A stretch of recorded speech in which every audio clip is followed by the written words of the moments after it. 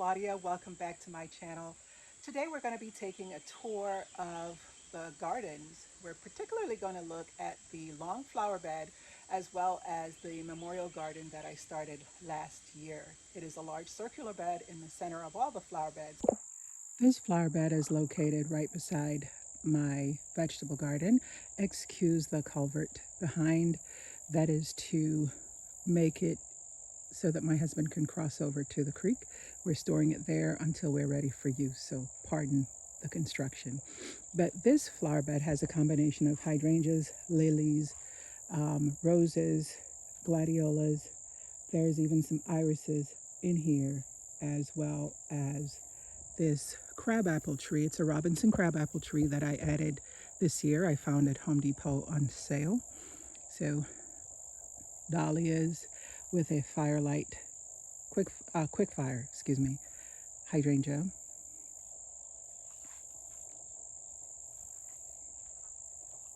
Over here is a tiny wine, 9 bark. It's a Monrovia plant. It was sent to me by my friend Vanessa from Vanessa Boyer and Co. And there's foxglove that reseeded itself and should be back next year. This is a Julia Child rose. This is a knockout rose. Is a beautiful Japanese maple, another quick fire hydrangea, and another crazy love rose. This rose needs to be pruned. It was pruned already twice for the year. It is an aggressive grower, not invasive. It just grows very tall. So it's due again for a cutback, but I'm not going to do that because then it's going to put out a bunch of new growth and we're going to be stuck with it come fall. So the next area of the garden we're going to go over is this area. This is what I call my flower garden area. We'll start with the largest bed. This bed is 3 years old. It's anchored on this end with a huge forsythia bush, and in the spring it blooms gloriously yellow, followed by a wine and roses, Weigelia. It's got some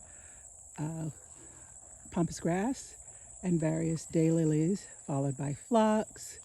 There is a hardy hibiscus in there, as well as 13 limelight hydrangeas lining the path all the way down. We have a combination of autumn joy sedum as well as a variegated sedum that I have in the garden, and as you can see, it attracts quite a bit of pollinators. There are bees and flies and butterflies that frequents the sedum. This is a 4 o'clock. It's been here since we moved into this house. Each year I just pull out the new ones, the little babies. You can see there are a ton of babies on the ground, and I just throw them away and keep the one main plant. This year I added this Silosa. I'll put the name of it on the screen. I don't remember what the name of it is right off the top of my head. And I love it because, as you can see, you see the pops of pink going down the flower bed. I also have blooming at the moment surprise lilies, and they are what they say. They don't come up with any foliage. One day you go to sleep, the next day you wake up, and they are there. There is a false gold cypress in here for contrast and texture and color, and a large elephant ear to the back. There's a clematis on this obelisk. Another hardy hibiscus right there. This is a this is a regular 9-bark. And then in front of it is an encore autumn embers azalea. This rose is a Queen Elizabeth rose, and that's a red tig dogwood that's still in its can because I'm deciding where to plant it. This butterfly bush is frequented by all the little pollinators in the yard. So the vision that I had for this garden is to have an arbor erected here at some point in the future. I wanted it to be anchored with one arborvitae on this side and then another arborvitae on that side. There is an iceberg climbing rose here and an iceberg climbing rose here. This was another Queen Elizabeth rose, but someone visited and backed over it. In another tour, I'll go over the flower beds that are around the actual house. This is just the flower border to the front, and we'll go over this one and the big circle memorial garden as well. So this will be the main entrance to the garden, and then you'll have to go under an arbor in as much as you have to go under an arbor to get into the vegetable garden. So they will match. This is the vegetable side, even though there are flowers all around. And then we will do the flower side.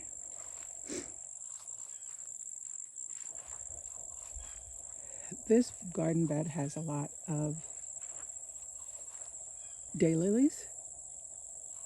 This is a beautyberry. There are 6 of them in this bed, different points down, and they're actually putting on their beautiful purple berries, which can be used to make jelly. These are the native beautyberry plants. I transplanted them this year, so they're looking a little tired, but next year they'll fill in really nicely. This is an abelia, and in the wintertime it provides a lot of winter interest. One of the things I'm trying to do is to garden so that each season there is something to look at. The best time for my garden is in May. However, there is always something to look at. Here's another one of those false gold cypress, and you will see them dotted through because in the wintertime they're still around and you get this nice chartreusey green. In our last flower video, we saw where I planted these echinacea and they're still blooming. Since then, I've added some autumn joy sedum at various places for more fall color. Something that I'm doing is, as each season is going by this year, is taking a look at the garden and seeing where my holes are and trying to plug those holes. If you look, you can see this Clayera. It's by Southern Living, and there is a couple of different hydrangeas in here as well that are out of bloom. You can see the spent purple bloom, another limelight. Behind it is a Laura petalum, as well as a Dixie mallow hibiscus. Dixie mallow rose is another name for it. The blooms start out white. You can see the touch of white back there. And when we get further down, I'll show you the natural transition of those blooms. So in this bed, I have 4 petite knockout rows, which gives some color towards the front.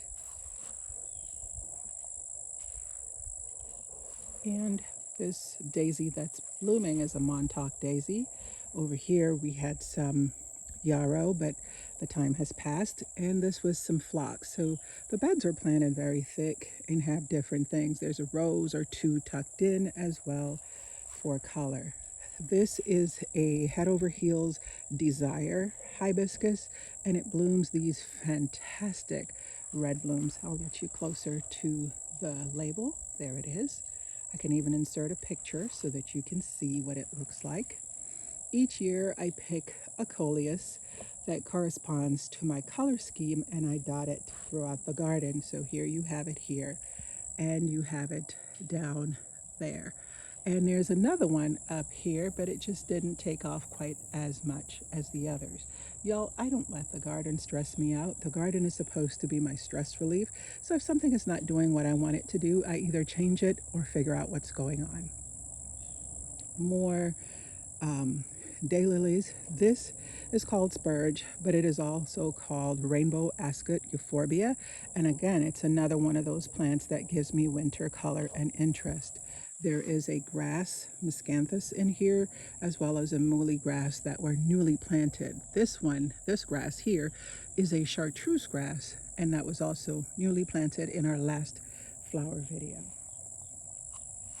More echinacea from our last video. And so here in the center, entering the flower garden, I have a weeping cherry tree. I purchased this tree at Walmart for $30. And you can see there's a borer at it, so I'm going to have to treat for that. But then I've dotted irises around, and I've got some more irises to plant here. This iris is the Eternal Dawn iris, and I'll insert a picture so that you can see what that looks like. It's quite beautiful in the springtime. It's a rebloomer, but it's the first year, so it didn't really rebloom much. This is the common salvia, and it returns each and every year. Now you will see a lot of brown, dead things. Those are black-eye Susans that have seen better days. And the reason that they have seen better days is they're done blooming, but I leave the flower heads for the goldfinches and other creatures that come by and eat them. So here's another one of those beauty berries. This is a jubilation hibiscus, and when it's in bloom, which it blooms all summer, it smells heavenly. There's another elephant ear. And in this bed, I also have a couple of midnight masquerade penstemon. This is one. It's already done blooming. In the front, I have some variegated carex grass dotted through out. And I'm also adding these tater tot arborvitaes. They're just little round arborvitaes from Proven Winners. I'm going to add more. I added 4, 1 died, so there's still 3 left. And as time goes on, the entire front will be dotted with those, as well as more of this variegated carex, millennial allium. That's what this is. Here's more of that variegated carex, as well as lamb's ear. So it will be kind of an alteration of the lamb's ear, the variegated carex, the millennial garlic, and the tater tot arborvitae to allow me to have just a little bit of anchoring to the front of the bed. Also, another arborvitae, another evergreen that I have is this pancake evergreen. It grows round. That is by Southern Living Plants. Here's some more of that autumn joy sedum. You can see butterflies and little creatures landing on it. There's some bees on it at the moment. This is a Speedwell Veronica, the deep purple. And then in this bed is also some pink Veronica. This is a mum that is returning from last year. More carex grass, as well as, we're being blessed. There is a hummingbird. Every day it frequents the lantana bush and drinks heavily. There we go. So additionally, this is a summerific vanilla cream hibiscus here, and the bugs seem to love it. I do not spray my garden. I allow nature to do its thing and try to attract as many beneficials as I can. So this is another one of those Dixie Rose mallows. The flowers start out white, and as they're about to die and fade, they turn this bright shade of pink. It's really pretty fascinating plants, and this one is just getting started. You can see all of the different blooms in it. This garden bed is part sun, part shade. Shade from these trees that are here, but in the middle of the day, it gets full on sun. So I plant only things in here that can tolerate full sun because it's getting full sun in the hottest part of the day. There's another one of those false gold cypress and another abelia back there. You see how it glows through the rest of the green?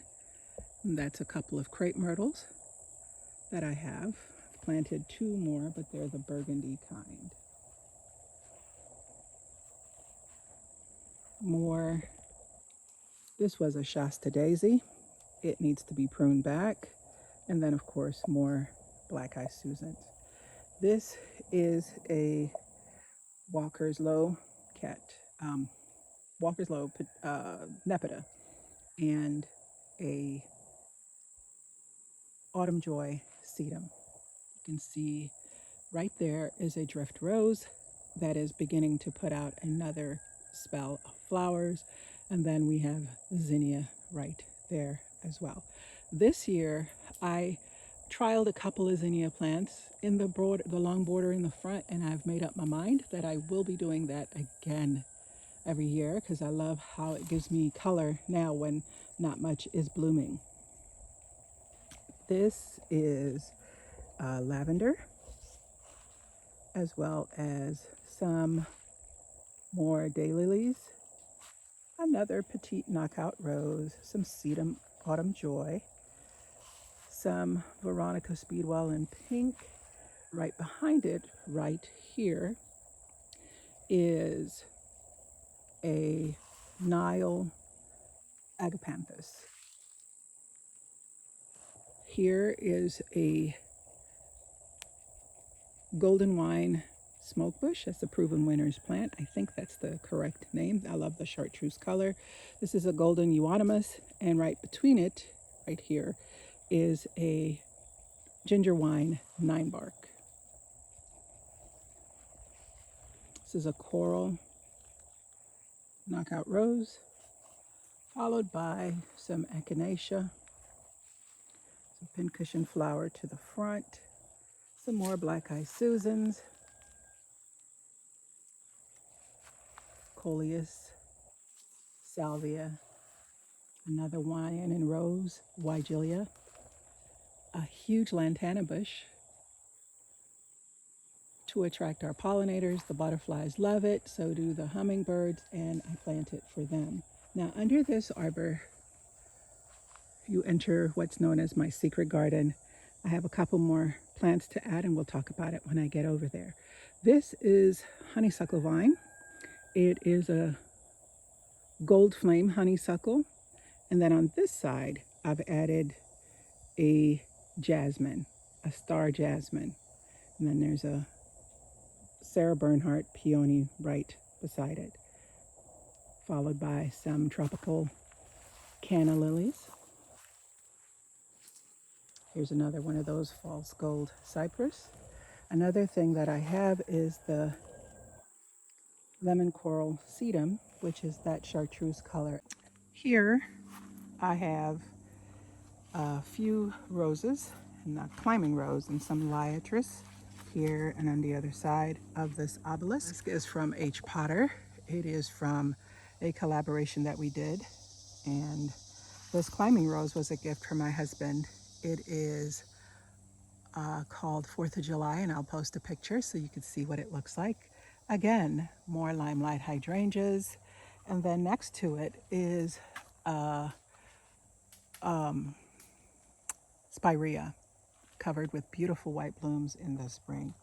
Again, daylilies, and with a wishbone plant.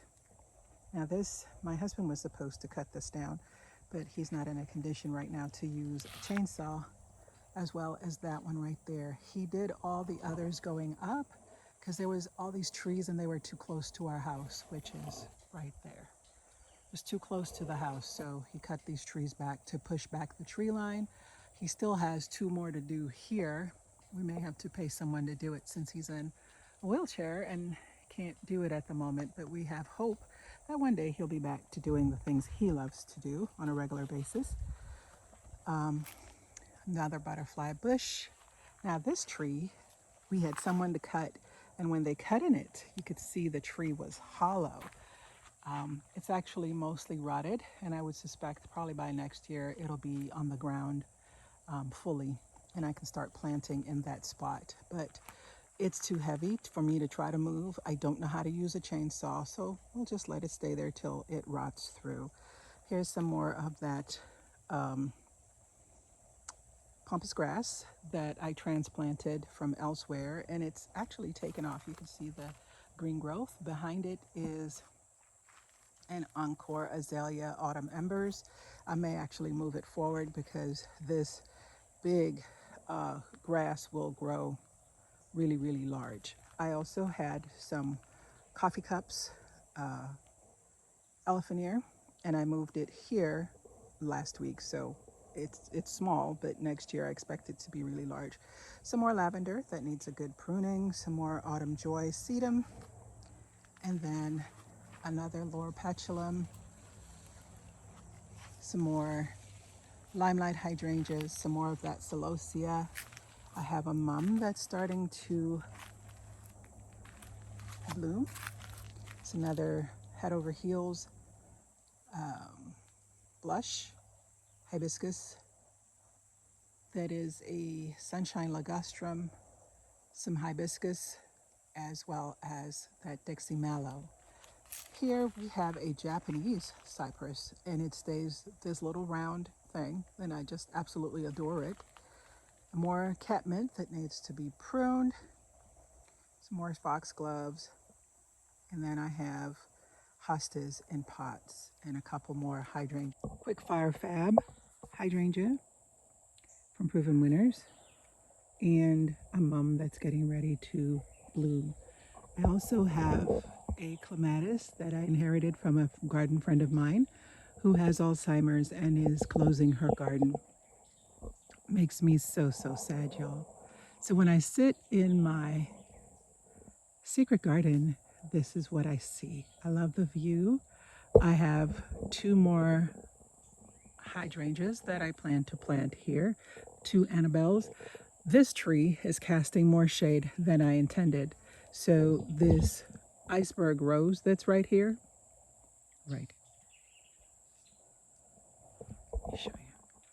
This iceberg rose that's right here will be dug up and replaced with a hydrangea. I'm going to put actually 2 Annabelles side by side here, and this is our patio area. Excuse the mess. I really have not cleaned it off this season because we have not used it.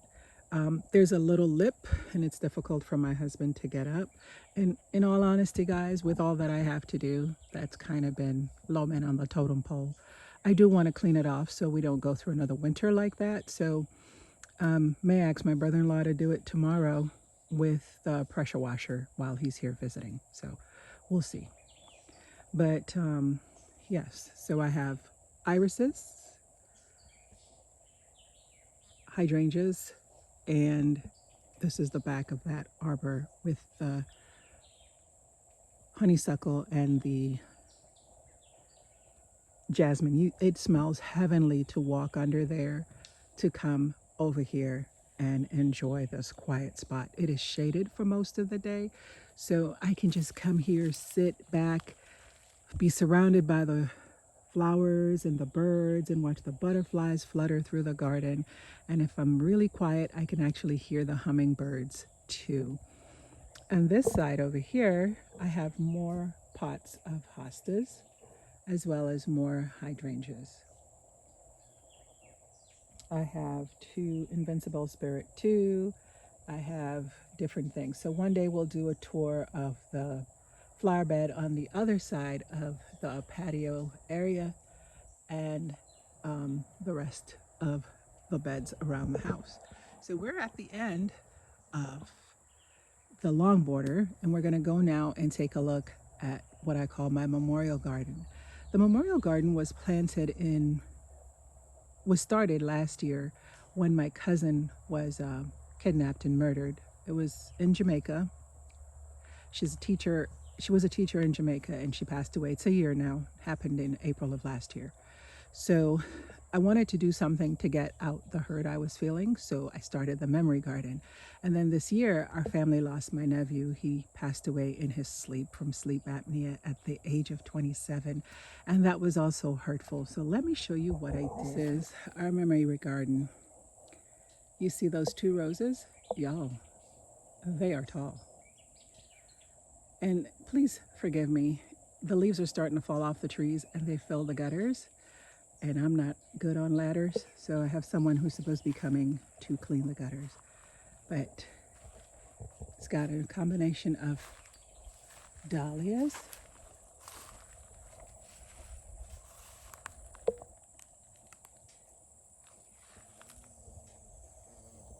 roses, that dappled willow right here in the middle of the bed was planted in memory of my nephew. And you can see how busy the pollinators are on this celosia.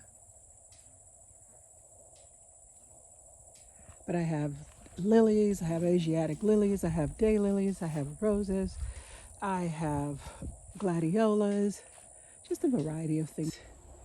This is it. I need to redo my urns for fall. There's an urn there, there's one at the main entrance, there's one right here, one at the main entrance of the house, and then I have these two that I plant up for each season. I'm probably going to do mums again in some form of ornamental cabbage, and that'll get me through the winter, and then I'll figure out what I'll do for spring. But yes, this memorial garden has 10 roses. I have 2 Bolero roses, 2 sweet Mademoiselle roses. I have an Earth Angel. I have a Charlene, the Princess Charlene de Monaco. I have Sweet Rose of Mine. I have Moonlight Romantica. I have 2 Charismas. And I think that is all the roses that I have in there. I also have calla lilies and various other plants. And then this is Helen von Stein lamb's ear. Y'all, that thing smells like grape juice. Like grape juice, seriously. But everything is looking a bit tired. I wanted to give you a tour before I took things apart for the winter, and then it'll look different in the spring. I'm going to try to give you a tour monthly, even in the winter, because there's still stuff going on in the winter. Here in Georgia, we still garden year round. We had not had snow in 5 years, and where I live anyway, and the coldest it gets is in the 20s, and then it gets back up in the 40s during the day. So I garden year round. So I'll be sharing content of me working in my garden, getting it ready for spring. And then spring through about June is prime time for my garden, because that's when everything is blooming. And then that's when your gardens are taking off, and I enjoy your gardens at that time, just because we're about 2 months ahead of everyone season-wise. As always, if you enjoy it, please subscribe, like, comment, and share. Have a great day.